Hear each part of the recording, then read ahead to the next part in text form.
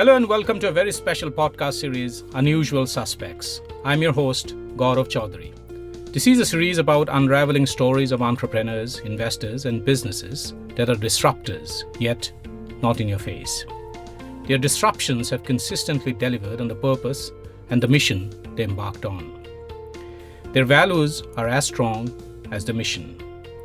While they are ruthless in pursuing their ambition, they don't stray from being leaders who are not just admired for the vision and relentless pursuit, but also for how they are building an ecosystem of believers who consistently push the boundaries. They allow principles to take precedence over ad hocism. For them, profitability is as important as scale, creating and leading new categories and innovations. In each episode, I speak to one such leader, talking to her or him or them about their businesses, lives, inspirations, interests, challenges, pivot moments and turning points, successes, failures, agonies and ecstasies, and of course, frustrations. It is as much about their personal life stories as about their entrepreneurial journeys. Unusual Suspects streams on Earshot.in, Spotify.com, Apple Podcasts, Google Podcasts, moneycontrol.com, and a host of other podcast streaming platforms. For this episode, I'm delighted to have Archana Jaghirdar, Managing Partner, Rukam Capital, an early-stage, consumer-focused VC fund. She is one of the solo general partners and amongst a handful of women founders of venture capital funds worldwide. Archana believes in Indian markets and the vast potential it holds not just in catalyzing demand and supply, but also in creating wealth and opportunities for the Indian audience. With the same belief, Rukam Capital was founded in 2019 and has since invested in 18 companies across a range of sectors, including Sleepy Owl, GoDesi, Beco, Pilgrim, Curefoods, and Yoho.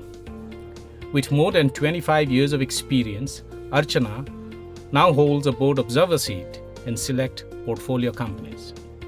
Prior to starting Rukam Capital, she worked with Indian Angel Network. Archana holds a bachelor's as well as a master's degree in literature from St. Stephen's College, Delhi University. Great to have you on Unusual Suspects, Archana. I am an unusual suspect. Thank you for having me, Gaurav. Okay, your career spans three distinct phases: as a journalist, a writer, and a commentator, as a founder, and now as an investor.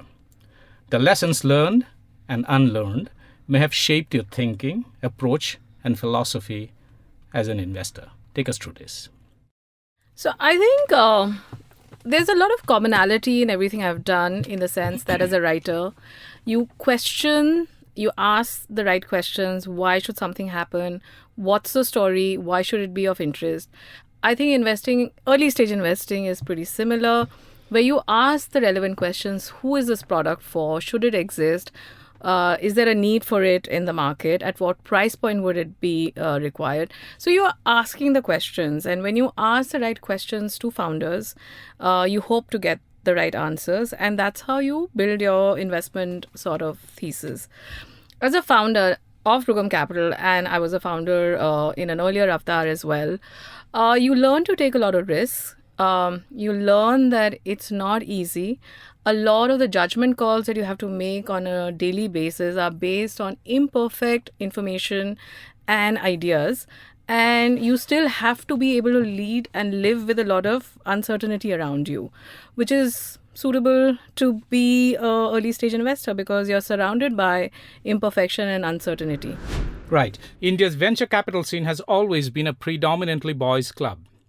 You are among the few very pleasant exceptions. How do you see this? Why, according to you, are there so few women GPs in the Indian VC space? This trend probably is not just limited to India. This appears to be prevalent worldwide too, isn't it?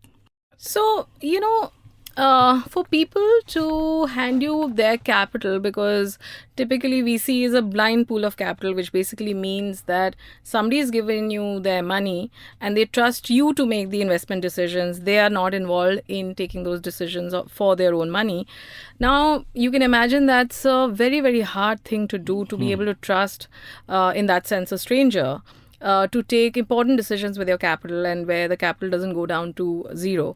An early stage is a very high risk, illiquid asset class. So it's not something that, like you can trade in the capital market. So it's not easy to sort of exit. So, and the financial world typically and for the longest period and even today is controlled by men. So men have a long and easy relationship with each other. And ultimately, trust is the most important factor that it takes for a limited partner who, gives you their capital to invest. And that comes with time and relationship, which is why women typically get shut out of, starting their own funds.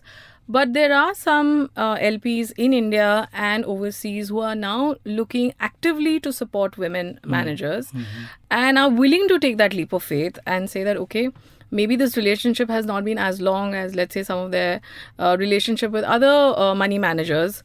And they're able to, make that crossover. But it's going to take some time. I think women have to hang in there in their sort of careers, especially in the financial services, to be able to attract enough pools of capital consistently.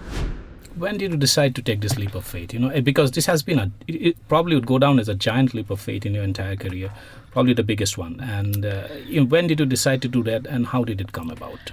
So I think all entrepreneurship, including mine, comes from, I think, naivety and lack of enough information. So I, as a writer, you're an observer. You really see, action getting played out. And sometimes you arrive on the scene after the action has sort of played out, right? As an investor is when you get possibly closest to seeing something as creative as a business being built from ground up. So when I started and I got interested in the early stage ecosystem, I originally wanted to be a founder, and I wanted to be a founder of, I had some ideas in the tech space, but because I don't come from a tech background, I didn't have a tech co-founder, so some of those ideas didn't see the light of day. But I think I've always been entrepreneurial, and I've always wanted to, in a sense, be able to control my own destiny, which I think you can only do as a founder. But the genesis of Rukam Capital really was that I was trying to set up an accelerator. I wasn't trying to set up a fund. And I realized very quickly that founders didn't want gyan without money attached to it. So when the market tells you and gives you a very clear signal, you take it. And that's how we became a fund. There's a certain, if I may say so, Indianness in your portfolio. Tell us why is that, and what is the philosophy behind this? So Rukam itself means gold in Sanskrit. And the idea was that India is an underserved market when it comes to consumer goods and services. And if you look at some of the bigger brands that exist in India, which serve the Indian consumer, these are typically multinationals, even though some of them have been here for many, many decades. And the Indian consumer is changing very, very rapidly. And the Indian consumer is much more aspirational. And as consumers change, there's always an influx of new brands, new ideas that do come out. And I think it's important, if you look at every country, every mature economy in the world, you'll see that their markets are dominated by their own domestic brands, not so much by multinational brands. So it's important that the Indian consumer is served by Indian brands because, we understand the Indian consumer the best because we are Indians. And that was the entire logic, that we are underserved. And it's a great, great white space to go after. Your focus is the consumer product space, but I'll come to that later. I would like to know your views about the D2C boom that is, sweeping India, the direct-to-consumer, and particularly in the tier 2, 3, 4 cities and towns where consumers starved of brands are actually willing to experiment with products. So D2C brands have been able to cater to consumers all across the country, across all geographies, much beyond the glitz of metropolises. Is this a bubble, or do you think it's here to stay? Look, in India, given the size of this market, and like you said, consumers are starved for brands which they can trust and love, and therefore continue to engage with them in a long-term sort of way. I think the issues are in D2C are that there are gatekeepers. So the cost of getting to a consumer is prohibitive for an Indian brand today. And I think that's the limiting factor. It's not to say that the Indian consumer is not willing to spend, but the discovery has to be better, easier, cheaper. And I think the Indian brands are still trying to figure out that what would be the best way to, and the most cost effective way to reach the consumer. Today, the gatekeepers are basically Amazon, Google, Facebook. And after a certain revenue number, they make it very, very prohibitive for Indian consumers to, Indian brands to get to their consumers in a repeated fashion. Data is not available to the brands. Data is controlled by these platforms. So I think, I don't think there is a problem of demand. I think there's a problem of discovery, and that problem can be resolved if either more sort of channels are available to brands to reach consumers, because ultimately business has to make sense and it has to be cost effective. If you're spending all your money trying to get to the consumer, there's no point in making that sale. Absolutely. And why have you picked consumer products as your sector focus? Like I said, India is a very underserved market when it comes to consumer brands. And India has a growing aspirational, consuming class. And they do want to, consume where they can trust the attributes of that brand, which is what a brand really is. Second is that it's not a winner takes it all category the way technology is. And third, I think these are very tangible products where, the COGS is understandable, the gross margins are well established in the business. So you're dealing with really real dhanda, if I may say so. I mean, this is not something, you don't have to educate somebody how to eat a packet of rusk or, how to drink coffee. The consumer is already doing all of it. Now, the question is the consumer being served currently, either by the unorganized sector or by certain brands which may not fully understand or connect with the consumer the way the consumer is evolving today. So I think it's consumer businesses in India can be built in a fairly cost-effective way. And mortality in these businesses is a lot less because, like I said, the consumer behavior is already there. Then it's a question of, for the brand, this particular startup to figure out their pricing, their channel, their distribution sort of network, which is a lesser of a problem to solve. In technology, I mean, founders are solving at a very core level that does somebody out there even want that product? Right. And adoption of that product may or may not ever happen. The reason I asked you this is actually, the way you go ahead and select your companies, your portfolio companies, and also the focus area of consumer products is because consumer products, by definition, is a crowded space. So isn't it counterintuitive when you are actually selecting a very crowded space as your focus investment? It's actually not crowded at all. If you go into each category and, if you, like we, study every category before we go into it to make an investment, you'll realize that often in India, a lot of these categories are being served by the unorganized sector. So there's a large addressable market, but most of it is taken by the unorganized. And like I said, consumers today want to be able to trust the products that they are buying. They want to be able to also talk about, some of those product attributes, and everything that is being promised on the label is actually there. So it's not crowded actually. And if you look at even a mature market like the US, I mean, there's no market more crowded than the US market. And you look at the number of consumer startups there which have done really, really well. So every market always has space for, more players. It's about how smart the founder is to get that space for their own sort of company and brand. Absolutely. You describe Rukam Capital as an India-focused, early-stage consumer products fund. You like to be the first institutional check into a company. You have invested in beverage, confectionery, personal care, and packaged food startups. How do you find those companies that are looking for their first institutional check? I think, we go out very actively and talk to founders very actively. I think there is a there is some sort of, till recently there wasn't that much institutional capital available at early stage. I mean, this is something that's really happened in the last 4 or 5 years, where micro VCs and smaller VCs have come up who are willing to write smaller checks. And I think founders have to, sometimes take the decision that do they take angel capital or do they take institutional capital. And what I can say about institutional capital is that because every VC has to return money to their LPs. So we tend to work very, very hard to help get the next round of funding. Yeah. And we try and avoid mortality in our portfolio because we are constantly answerable to our LPs, to the regulator. So we are very, very conscious and cautious of every investment that we make. Whereas an angel typically writes, very, very small checks. And while they are valuable and important in the ecosystem, the entire mooring is very different. Right. So I think for a founder who's really serious about building a big business, I think it's good to have institutional capital very early in the journey. It helps you also become a better run business because we do focus a lot on processes, compliances. We insist on financial controllers into the company, stat audits, internal audits, which typically a small company doesn't really think about too much.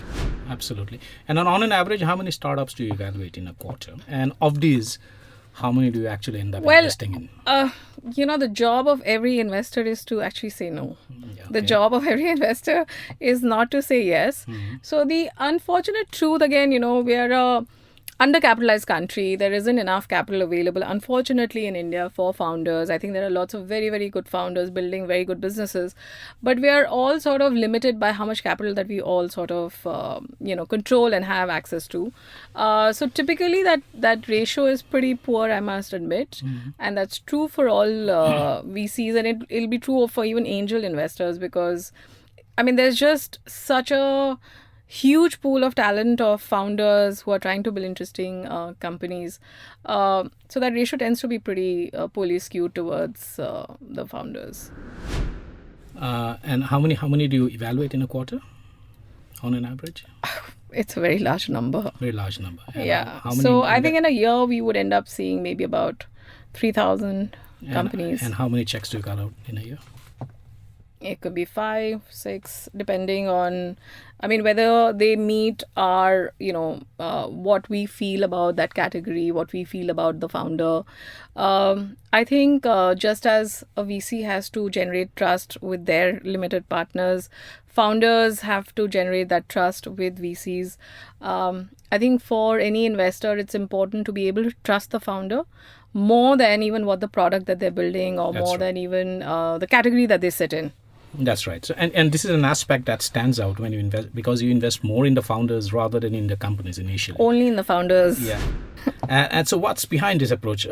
What do you look for in founders that makes Rukam interested? How do you go about assessing their motivation and their capabilities? So, I think this is what is the toughest job for an investor because I think some VCs try to do a psychometric test. Sometimes, of course, we all ask all the relevant questions. We go through business plans. We try and understand how they've thought about the product. Why did they start up? So these are some of the, basic questions that I think all investors, including us at Rukam, we ask founders. I think we're looking for that sort of absolute long-term commitment. We're looking for an ethical sort of founder because fraud is a real problem in the early equity space because, we give capital to founders for equity. So there's really no recourse if that money goes down to zero, right? Because it's not like debt that, we are getting... there's a coupon rate and that we are getting that money back, So I think trust is very, very important. And I think like with everything else, practice makes you perfect. So it's about how many founders do you meet and how often do you speak to founders. Also, how much, if you spend more and more time with your portfolio founders, you learn to spot those traits that lead to somebody really building a large company because building a large company requires immense amount of both mental and physical stamina. It's not just about, the product market fit or just about financial sort of genius. You could be very good with numbers. You could be very, very good with a lot of things, but you could just tire because it's such a struggle and it's very, very hard to build a company in India. How much have you invested so far in terms of value? We've invested quite a bit, so we don't typically talk about specific numbers. But the fact that we've done 18 companies should give you, a rough sort of back of the envelope number here. Any mistakes that you regret in the early stages of investment, in the early life of Rukam? I think the early mistakes are always people mistakes. When I say people mistakes, it means that you judge the founders incorrectly. I don't think there's a category issue per se in India. I think given the size of this market and like I said, the fact that our middle class is growing at probably, one of the fastest pace globally, allows you to build many different kinds of companies in India. Right. But I think it's founders, if they don't have the right sort of DNA, or if there's an ethical sort of if they don't understand there's a very clear investor founder relationship, which I think sometimes gets misused. And I think those would be mistakes for any investor, because it's very hard to tell when you're judging a founder at the early stage whether they will do the right thing by the investor. So it's not just about whether the company goes down or not. It's about whether the founders understand and do the right thing by their investors even when they're going down. Right. And have there been any experiences where you'd rather take decisions differently now in hindsight? Of course, always. I think, like I said, entrepreneurship, and I'm an entrepreneur of this fund, is that you always take decisions which, with imperfect data. Yeah. And there isn't really a well laid out playbook that exists, right? Because every situation is unique and you've got to really take a decision at a certain point. And we work with a lot of consensus because, again, investing is a consensus driven business. It's not a very individualistic sort of a business where, it's my way or the highway kind of a business. So you try and, arrive at a consensus when you take especially big decisions, which investment decisions are big decisions. But yeah, sometimes you do, of course, you always make mistakes. And you talked about the relationship between the founders and the investors. And the strongest edifices of this relationship probably would be transparency and trust in your book. Absolutely. I think because the whole VC industry is very nascent in India, and I think founders have not fully, understood how this relationship really works. I think there is nothing more important than, being more open and transparent. There are going to be good days and there are going to be bad days. There are going to be good years, there are going to be bad years. And for us at Rukam, we don't abandon founders just because, there's been some, the last 3-4 years have been very, very challenging, even for large businesses. Right. So for small businesses, you can imagine how bad it's been. So we are happy to support founders through thick and thin. But yes, it is, of course, dependent on how transparent and free flow of information there is between investors and founders. And what are the key ingredients of your success? Well, I don't think I'm a success to begin with. But I think it's the ability to take risk. I would say calculated risk, because you've got to be a little paranoid as a founder yourself. Right. You've got to constantly think about what could go wrong and try and mitigate it as much as possibly you can. And you've got to help founders, within your portfolio also understand risk. I think sometimes you can get carried away and think that, life is always going to be rosy. But, if you've seen a few summers, life is rarely rosy or linear. So it's about being a little paranoid and being extra careful, but at the same time, willing to jump out of the window if needed.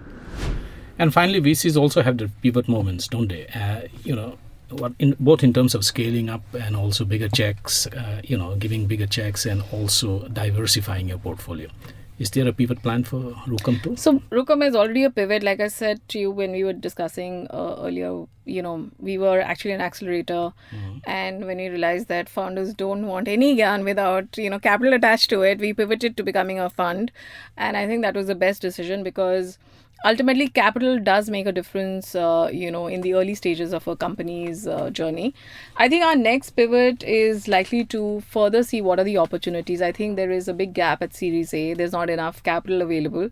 So if you see, there's a lot of mortality after the early stage check in India, because a lot of the capital sits at Series Series B. A. Yeah, Series B. There's really not enough. So a lot of founders get invested at early stage, but they're not able to reach that scale to get Series B and skip the Series A part completely. So I think there's a little bit of gap there in the Indian market, and I think it's an opportunity which I think a lot of early stage investors are looking at quite keenly and trying to bridge, and hopefully so will we. Is there a plan to diversify beyond the consumer goods sector? I think diversification is a function of how we see the market. So I think every investor, while you have your own thesis, but you do see what the opportunity is. And if the opportunity is close to your sort of core, of course you take it. And again, we've seen this in businesses over centuries, that businesses pivot all the time. I mean, Nokia was not a software or a hardware company, So the truth of business is that it has to change, it has to respond to the market. And the VC business is not any different, and you have to be attuned to how the market is changing. So I think some of my early skills of a writer is that you try and spot an opportunity before it becomes mainstream. So it's to understand the difference between a niche and a trend. So we want to capture niches, not trends. Absolutely.